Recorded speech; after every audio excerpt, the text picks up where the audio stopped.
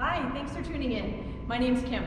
I'm a coach who specializes in mobility and strength balance. I coach athletes in person and remotely to assess them and get them moving better so that they get out of pain, feel better, and they're able to do more. Now I understand that some pools are closed right now, and that is a concern because how can you become a better swimmer if you don't have access to a pool?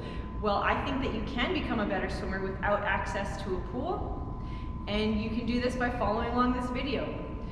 Becoming a better swimmer means becoming a better all-around athlete. You can get stronger and fitter outside of the pool, which will make you a better swimmer. So today, I've got a workout for you that will help develop your shoulder and arm endurance, your shoulder and arm strength, and your trunk stamina. So we'll work on shoulder and arm endurance, trunk stamina, and then we'll talk a little bit about cardio and how that's going to make you a better swimmer. So you will need a band and a Swiss ball in order to do this video.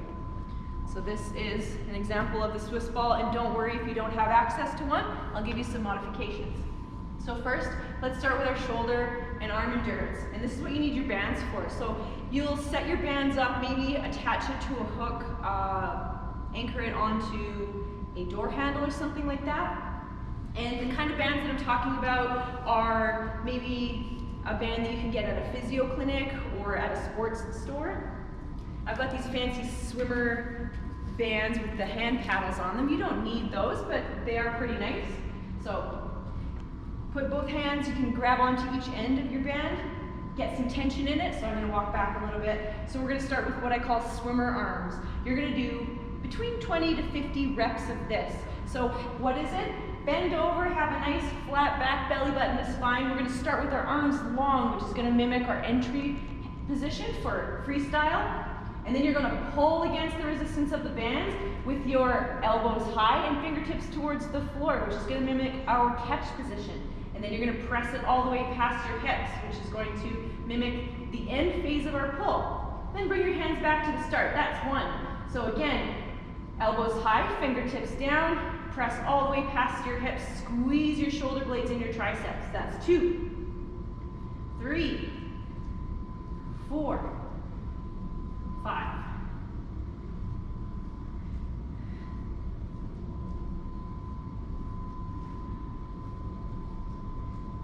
So we're at 10 now, I got 10 more to go.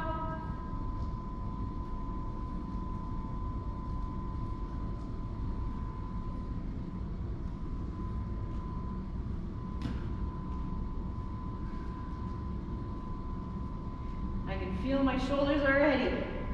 Last one. So those are swimmer arms. If you want to do more reps, you can pause the video. Otherwise, we're going to go into our tricep extensions. So tricep extensions are going to mimic the end phase of our pull. So again, bend over, lock your elbows into the sides of your body here, and then again, fingertips towards the floor. Keep your hands close to your body. We're just going to press away, really using your triceps. So fingertips towards the floor, press. Imagine you're pressing that water past your hips. We're gonna do this for 20 to 50 reps. So we're gonna do it for 20 today.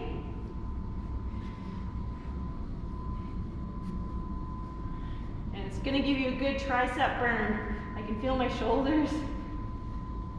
It's gonna help you have more power with your pull. And 20. So that was just one round. I would like you to do between 2 to 5 rounds. So maybe if you're gonna do this every week, start with 2 rounds, and then on the next week, do 3 rounds, and the week after, maybe do more. So building up to about 5 rounds. That's really gonna help your shoulders for swimming. Next, we're going to work on our trunk stamina. So we're gonna do 2 rounds, 20 seconds on, 10 seconds off. The movements we're gonna do is a hollow hold, a side plank, plank leg lifts, shoulder taps, and back extension. This is really gonna help create a nice stable trunk, which is gonna help you create more power when you're swimming. If you can keep this nice and strong, then your arms and legs have a really great place to anchor into and pull that water. So let's start with our hollow hold. So you need to come on down to the ground onto your back. You're gonna lay down, under your low back. I want you to imagine there's a P between your low back and the floor. I want you to press that P into the ground. Your legs are going to come up to a 90 degree and we're going to curl up, trying to bring that bottom rib, tuck it down, shoulders off the floor. We're going to be here for 20 seconds. If you want a little bit more, you can extend your arms and legs out. Remember to try to keep your shoulders off the floor here. We're here for 10 more seconds. Keep it up.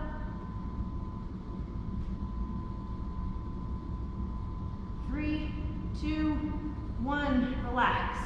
Next is a side plank. So come onto your elbow and your foot, and we're going to press up into our side plank.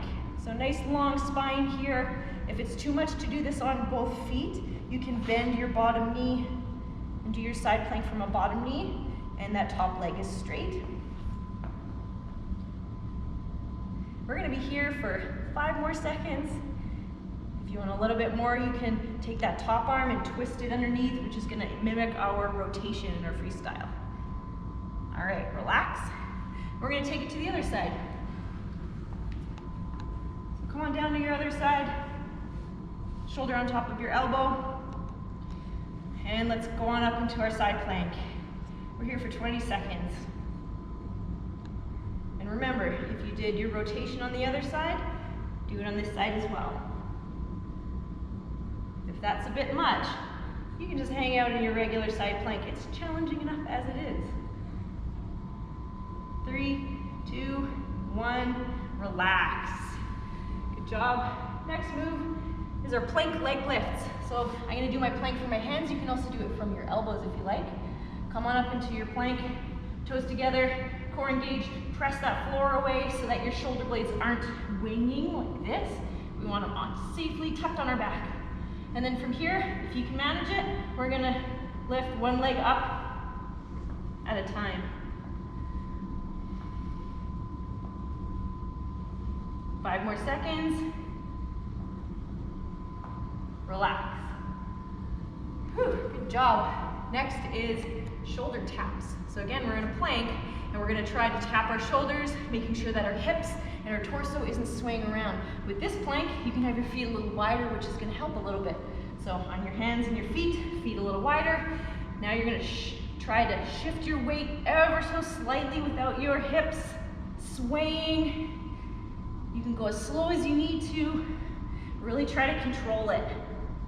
If you try to go fast and let your hips swivel around, it's not going to give you as much benefits. 5 more seconds. Relax. Almost there. Next is a back extension. So you're going to be on your stomach for this one, down onto your tummy, and your hands can be down by your sides, or they can be up overhead. If they're close to your sides, it's going to be a little easier. If they're up overhead, it's going to be a little bit more challenging. And you're just going to squeeze up into your back extension. We're going to be here for 20.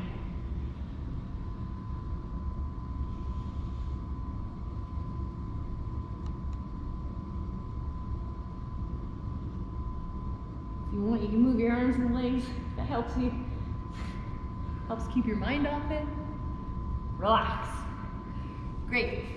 So that's our trunk stability circuit. If we did that just one time, 20 seconds on, 10 seconds off, I recommend that you start with 2 rounds. If you want to do a little bit more right now, pause the video and do another round. If you find that that was pretty easy, maybe next time you could do a 3rd round, or you can increase your working time to 30 seconds, maybe 45 seconds, or even a minute if you're feeling pretty strong.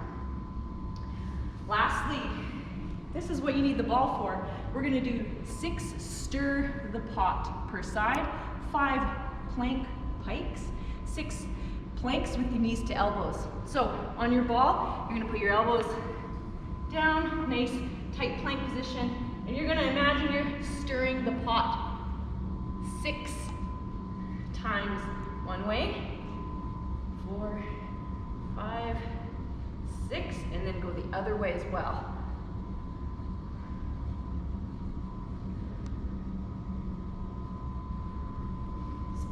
If you don't have a ball, that's okay. You can do this exercise on the floor. It just looks a little bit different. So on your elbows, and you're going to stir the pot. So instead of the ball moving, your body's going to move a little bit, but you'll still get the benefits. So you're going to do 6 on one side, 6 on the other. And then we're gonna do 5 plank pikes.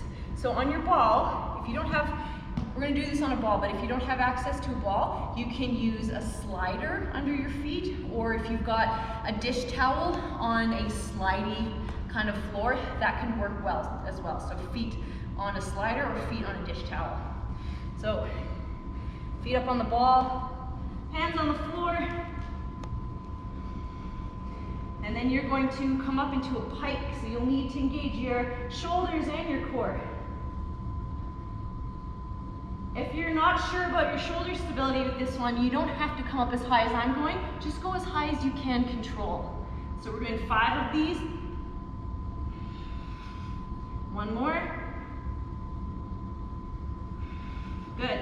Next, you will still need, you can take a break, but you will still need your feet up on the ball for this one. It is knees to elbow with the ball. And you can use your slider or your dish towel for this one. So let's get our feet up, back on the ball.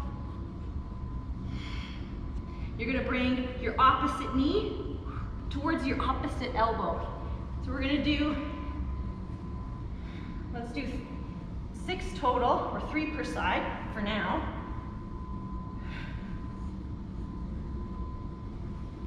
And this is gonna help that rotational aspect of your swimming too. Again, just getting that core all nice and tight for your swimming. So we just did 1 round of that. I'd like you to do 2 to 3 rounds.